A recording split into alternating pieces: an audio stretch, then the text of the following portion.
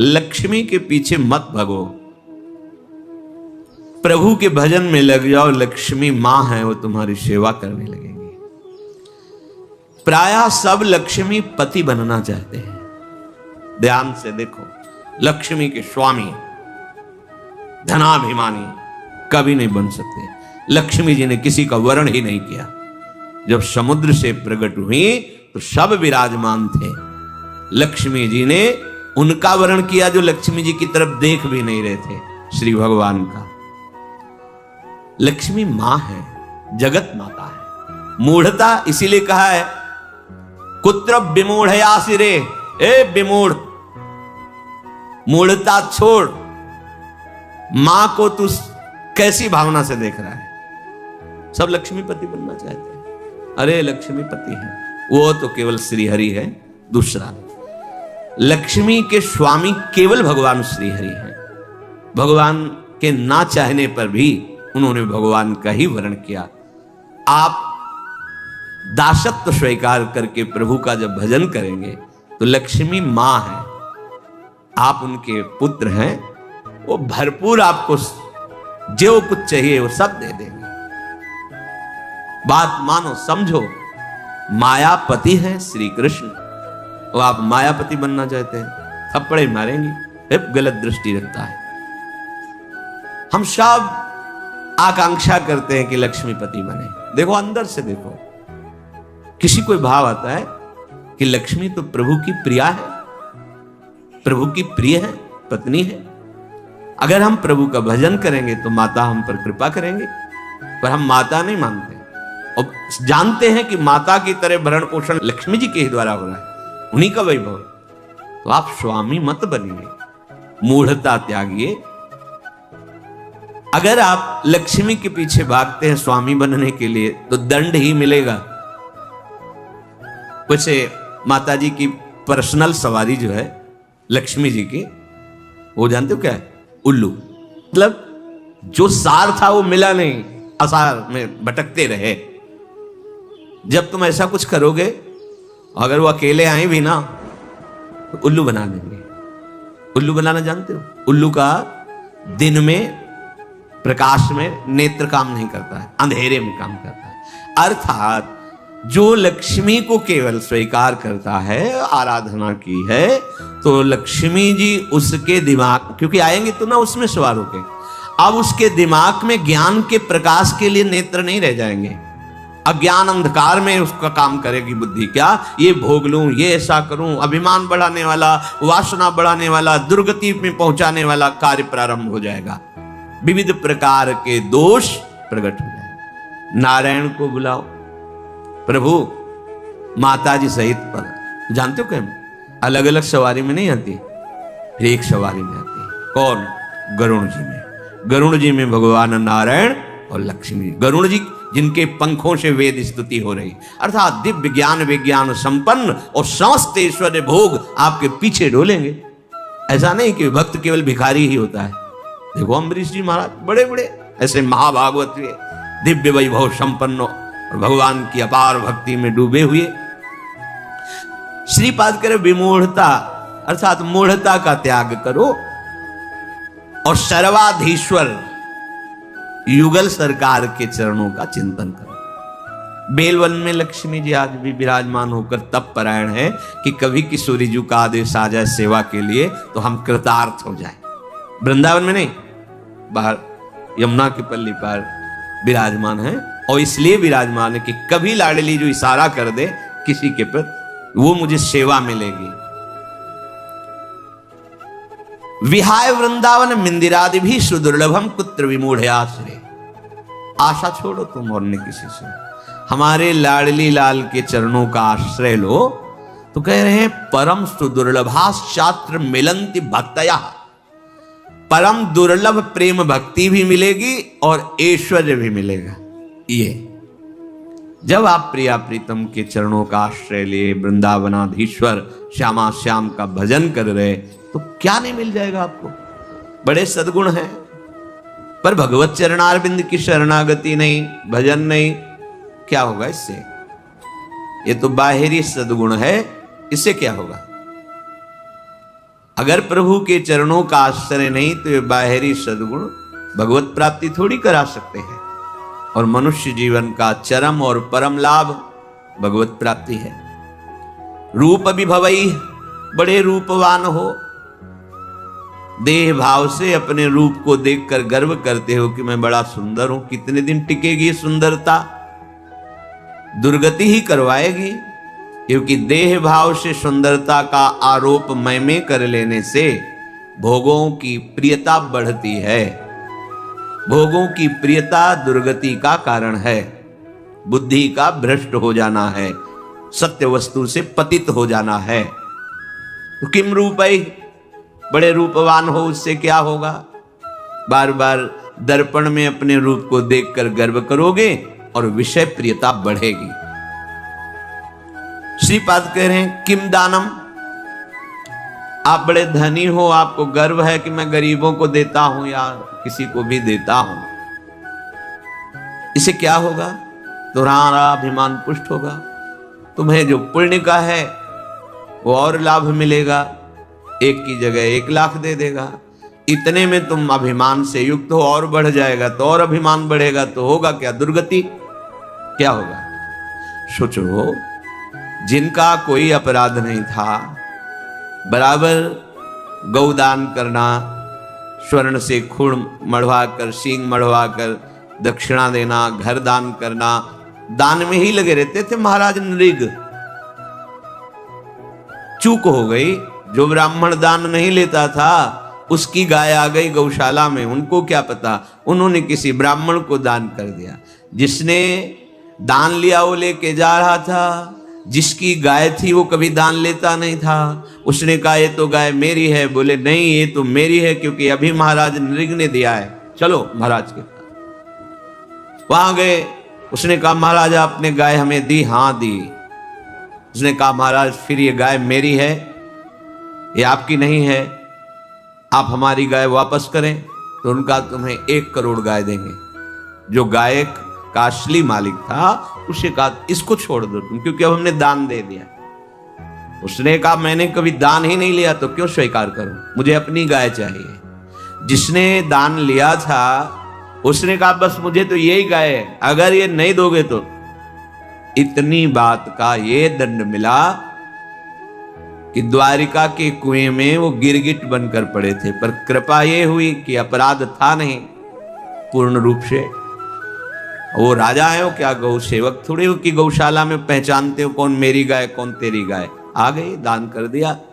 तो फिर भगवान अपनी तरफ से हेतु की कृपा करके उनका कल्याण किया, पर बने गिरगिटी। विचार करके देखो, इतना बड़ा दान अगर भगवान हेतु की कृपा न करते तो क्या बने हुए पड़े थे। तो किम दानम, अहंकार करके कि मैंने इतना रुपया दान किया, इतनी वस्तु दी, वो आपको मुक्त नहीं कर सकता। और वही वस्तु हे प्रभु आपके द्वारा दी हुई वस्तु दैन्य भाव से आपको समर्पित करते हैं, हो गया, ये भगवत प्राप्ति का कारण बन जाएगा। किसी को भी जब कोई कभी सेवा करे, दान भावना ना रखे, मेरी वस्तु नहीं है भी नहीं, वास्तविक मेरे प्रभु ने दी है। प्रभु की दी हुई वस्तु से प्रभु स्वरूप सामने आए हुए को जो हम सेवा कर रहे हैं, रिझा रहे हैं, उसका फल हो मेरे गोविंद मेरे पर प्रसन्न हो। त्वदीयं वस्तु गोविंदम तुभ्यमेव समर्पये। हे प्रभु आपकी दी हुई वस्तु आपको, ये दान नहीं, ये भगवत प्राप्ति का हेतु है, ये सेवा है। किम दानम, बहुत दानाभिमान है, दान करते हो, 1 की जगह लाख दे देगा मेरा मालिक महालक्ष्मीपति है, महाऐश्वर्यवान है, महान विभूतियां उनके चरणों की आराधना करती रहती हैं।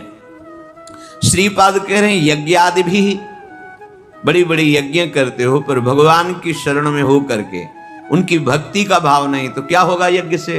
देखो यहाँ के ब्राह्मण मथुरा के यज्ञ कर रहे थे, भगवान ने अपने सखाओं से कहा जाओ तुम्हें भूख लगी है तो उनसे मांग लो, जाकर कह दो श्री कृष्ण बलराम आज इधर गौवें चराते हुए आए हैं, हमें थोड़ा सा भोजन दे दो।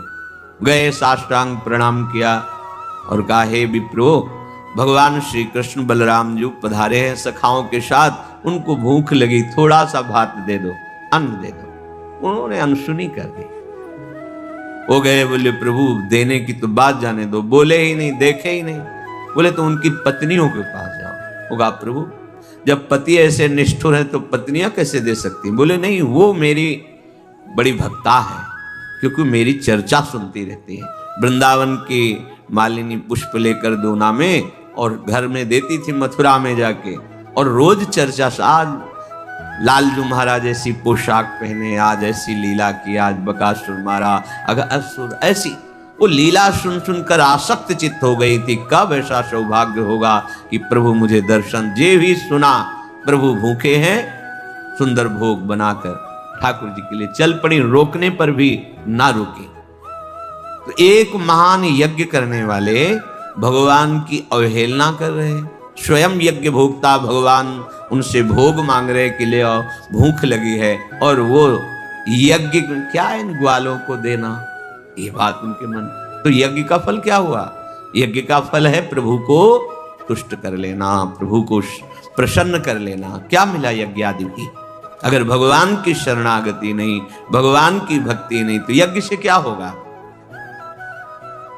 श्रीपाद कह रहे किम विख्याति सतैह, तुम्हारा शास्त्रों लोग, सैकड़ों लोग, लाखों लोग यश गान करते हैं, बड़े प्रतापी हो, बड़ी महिमा है, बड़े पदवान हो। कितने दिन टिकेगा ये पद? कितने दिन तुम्हारा शरीर टिकेगा? परिवर्तनशील संसार है, छूटेगा पद, शरीर भी छूटेगा, और लोगों की बुद्धि भी परिवर्तित हो जाएगी। बराबर यश बना ही नहीं रहता। ये माइक है, ये सत्य सच्चिदानंद नहीं है, वाह वाही 4 दिन की चांदनी है। इसका कोई महत्व तो नहीं। जो इसके महत्व में फंस गया वो भगवत महत्व को खो देता है। श्रीपाद कह रहे क्या होगा तुम्हारा? बहुत लोग यश करेंगे और तुम उसको सुनोगे, अहंकार पुष्ट होगा। होगा क्या इससे? श्रीपाद कह रहे किमुग्र तपस्या किम, बहुत तुमने उग्र तपस्या की और भगवान के चरणों की भक्ति नहीं तो क्या? देखो हिरण्यकश्यप ने ऐसी उग्र तपस्या की कि ब्रह्मा जी को आश्चर्य हो गया। दिव्य दृष्टि से देखा तब दिखाई पड़ा कि जहां वो तपस्या कर रहा था वहां दीमक का पिंड हो गया, उसके ऊपर कुछ घास आस जग गई थी। हिरण्यकश्यप दिखाई नहीं दे रहा था। कमंडल का दिव्य जल डाला तब वो प्रकाशित हुआ। ऐसी उग्र तपस्या करने वाला भगवत विरोधी क्या हुआ? बड़े बड़े महर्षि जन तपस्या के द्वारा जिन प्रभु के चरणारविंद का दासत्व प्राप्त करना चाहते हैं, वो तपस्या सार्थक हुई। केवल तप का अभिमान बढ़ा तो ऐसी उग्र तपस्या से भी क्या? देखो कोई अपराध अम्बरीश जी ने नहीं किया। तपस्या का थोड़ा सा भाव होने के कारण कि मैं महान तपस्वी, कृत्या पैदा कर दी। ऐसे निर्मल भक्त को दंड देने के लिए उतावले हो गए दुर्वासा जी। परिणाम सब सुनते हैं। क्या होगा? श्रीपाद कह रहे न्यास योग आदि भी बहुत आपको ज्ञान है, करन्यास, ये न्यास योग, लेकिन प्रभु के चरणों में प्रेम नहीं तो क्या? 1400 वर्ष अपनी मृत्यु पर विजय प्राप्त करके योग के द्वारा जीवित थे चांगदेव। बड़ा प्रभाव, सिंह पर बैठकर सांप की चाबुक लेकर ज्ञानदेव जी महाराज को अपना प्रभाव दिखाना चाहते थे। क्या हुआ? एक भगवत प्रेमी महात्मा के सामने सब योग सिद्धि निष्फल हुई। शरणागत हुए, शिष्य बने कि अभी तक तो मेरा जीवन व्यर्थ ही गया। योग का प्रभाव है प्रभु के प्रेम में डूब जाना, प्रभु के चिंतन में डूब जाना। योग की सार्थकता है आत्मस्वरूप, परमात्मा स्वरूप भगवत चरणारविंद की प्रीति होना। कोई भगवान शंकर से भी बढ़कर योगी है क्या? 88,000 वर्ष की समाधि एक बार में लगती है। शंकर सहज स्वरूप समारा, लाग समाधि अखंड पारा। ऐसे योगिंद्रों मुनिंद्रों के गुरु देवाधिदेव महादेव जिनके चरित्र का गायन करते हैं, जिनके चरणामृत को अपने मस्तक पर धारण करते हैं, जिनका नाम, जिनकी लीला भूमियों में विचरण करते हैं, लीला चरित्र में आसक्त हैं, यह है योग का फल। श्रीपाद कह रहे किम तत्वानुभवेन, यदि आप भजन परायण नहीं हैं तो आपका तत्व ज्ञान भी किस काम का? देखो ये बहुत सूक्ष्म विषय, क्योंकि तत्व ज्ञानी महापुरुष है। ऐसा नहीं कि इनको तत्व का ज्ञान नहीं। परम तत्व ज्ञानी सनकादि हरिः शरणम। जब तक आप समझोगे नहीं तब तक तर्क उठ जाएगा। कोई भी महात्मा अभी तक जहां दर्शन हुआ, सब भगवान नाम उच्चारण करने वाले। ओम भी तो हमारे भगवान का नाम है। सन्यासी जन जब परस्पर मिलते हैं तो ओम हरि, स्वामी जी ओम हरि, ये क्या है? हमारे भगवान का ही नाम प्रणव ओम है, उन्हीं का नाम हरि है। और जब किसी भी वीतराग सन्यासी को प्रणाम किया जाता है तो शिक्षा दी जाती है कि ये उच्चारण करके प्रणाम करो, ओम नमो नारायणाय। तो कहते हैं नारायणाय नारायणाय, भाव ये कि हे प्रणव स्वरूप नारायण हम आपको नमस्कार करते हैं। तो कहते हैं नारायणाय नारायणाय, अर्थात तुम भी नारायण ही हो, अपने स्वरूप को नहीं समझ रहे हो। नारायण नारायण नारायण, वो भी उच्चारण करते हैं, नाम उच्चारण। कोई ऐसा आज तक नहीं मिला जो नाम रहित सिद्ध हुआ हो। नाम जप नहीं है और वो सिद्ध हुआ, ऐसा कोई नहीं देखा। पास में ही बड़े महापुरुष थे, जब उनको प्रणाम करते ज्ञानी महापुरुष, सच्चिदानंद भगवान की जय, यही बोलते, सच्चिदानंद भगवान की जय। बड़े सरल पूज्य स्वामी श्री सत्संगानंद जी महाराज जब उनको राम राम बच्चा, राम राम राम, एकदम बाल मूर्ति महान सिद्ध ज्ञान से, और बोलते राम राम बच्चा, राम राम। बड़े बड़े महापुरुषों को देखा। ये बुद्धि की छोटी धरा में तर्क वितर्क निंदा स्तुति कोई माननीय विषय थोड़ी है। जो त्रिगुणात्मिका माया के द्वारा मोहित हुए जन है, इनकी कोई बात सुनने लायक थोड़ी है। बात सुनने लायक, समझने लायक जो मायातीत अवस्था को प्राप्त महापुरुष है उनकी है।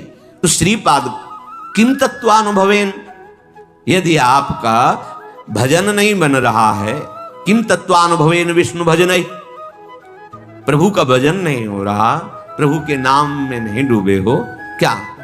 पूज्यपाद उड़िया बाबा जहां बैठते वहां भगवत चर्चा शुरू करवा देते। भागवत हो रही है, कोई ग्रंथ हो रहा है, बैठे आश्रम में चर्चा हो रही प्रभु की। सनकादि के लिए आया, आशा बसन व्यसन याति नहीं, रघुपति चरित होए तहां सुने। आजकल पता नहीं कौन सा ज्ञान हो रहा है कि भगवान से विरोध, भगवान के नाम रूप लीला धाम की वृत्ति ना स्वीकार करना, यही ज्ञान माना जा रहा है। कौन भगवान, कैसा भगवान, बातें अज्ञानी जैसी, और माना जाता है अपने को ज्ञानी।